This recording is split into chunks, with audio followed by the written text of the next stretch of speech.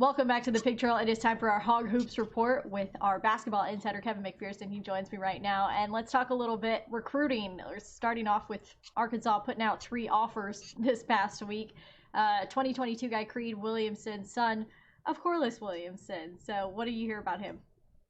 Well, Arkansas has now put out the offer, so he's got a chance to be a legacy. You know, it was 26 years ago, the 93-94 season, when Corliss Williamson was the most outstanding player, leading Arkansas to its only national championship in college basketball.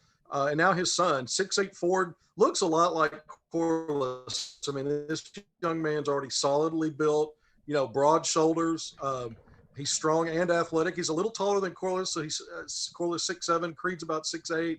And he shoots the ball a little bit better. Corliss did all his work really inside and around the basket. That's where Arkansas needed him back in the day. But Creed can stretch the floor a little bit, can even knock down a three. But I love the emergence of his motor in the last year, really putting together different aspects of the game, not only playing down low, like I said, facing up a little bit, defensively.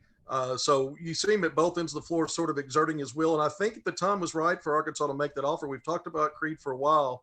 But some of the things that I really like about him is the coaching he gets every day. Clarence Finley, the head coach at Little Rock Christian, here's a guy that trained Corliss Williamson and guys like Derek Fisher, who played for the Little Rock Trojans and went on to be a multiple champion for the Los Angeles Lakers, had a long NBA career. But Clarence Finley, the head coach, and Corliss Williamson's one of the assistant coaches. So Creed's got to go up against his dad every day to learn the trade of the game. And so I think, this was big for Creed Williamson.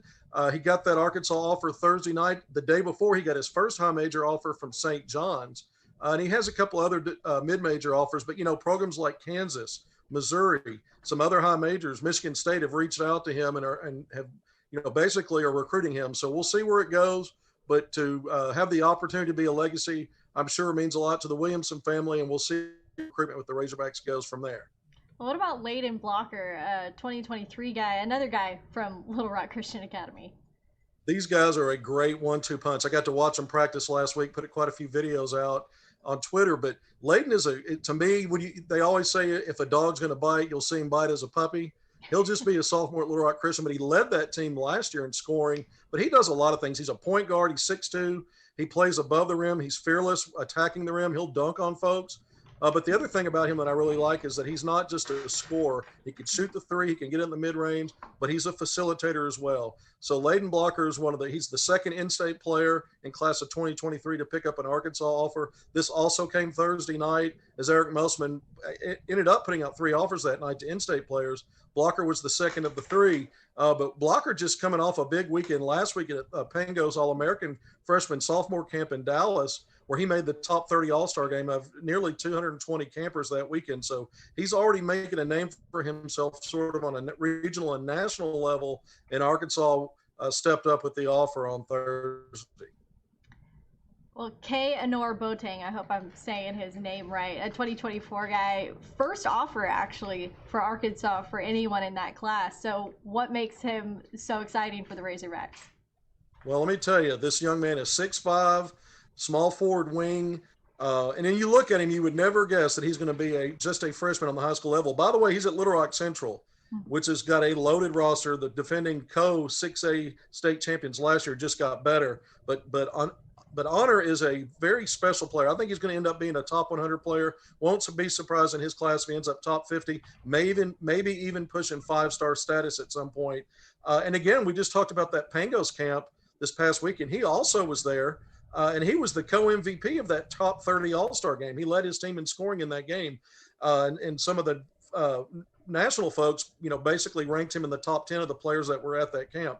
So I really think when you look at Anor, he's explosive. He plays above the rim, athletic. We talk a lot about athleticism and playing above the rim when we talk about next level prospects. But what I like about him is his skills emerging. He can knock down threes. He's starting to have a mature understanding of the game. Now he's got, a ways to go off high school freshmen before they step on the court. We can't say they're a finished product, but Anor Botang's a big time player. And I think Arkansas did right by being the first high major school to offer him. I think that bodes well for Arkansas's chances with him down the line. Well, let's talk about the Razorbacks. It's week 12 of their practices now. What are you hearing about how it's going over on the Hill? Well, you know what? They've spent 2 weeks at Bud Walton Arena after spending the first 10 or so weeks in the practice facility. They went back to the practice facility this past week.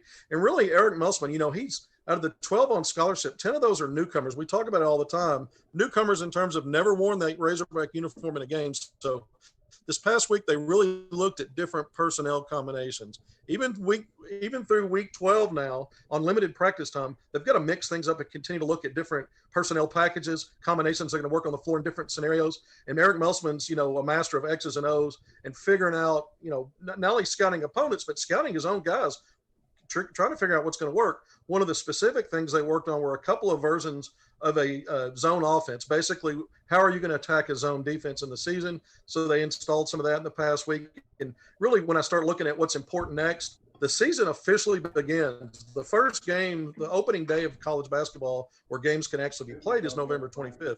But the season officially begins this coming week on Wednesday, when Arkansas can start practicing 20 hours a week. So they're going to go up from 8 hours on court immediately to 20 hours a week.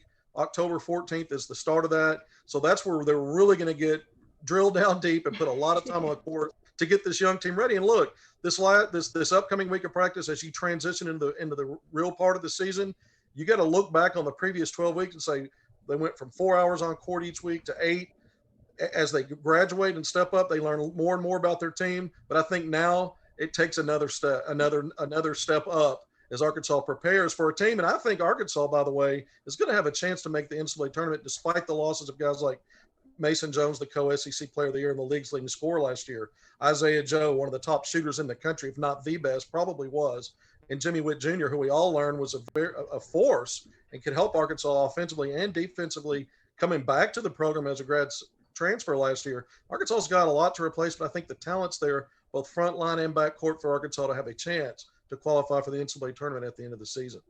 I know everyone would love that. So Eric Musselman included. But Kevin, thank you so much for your time. It's always great talking basketball with you. We appreciate your insight as well. But that's going to do it for our Hog Hoops Recruiting Report. We've got more on the Pig Trail after the break.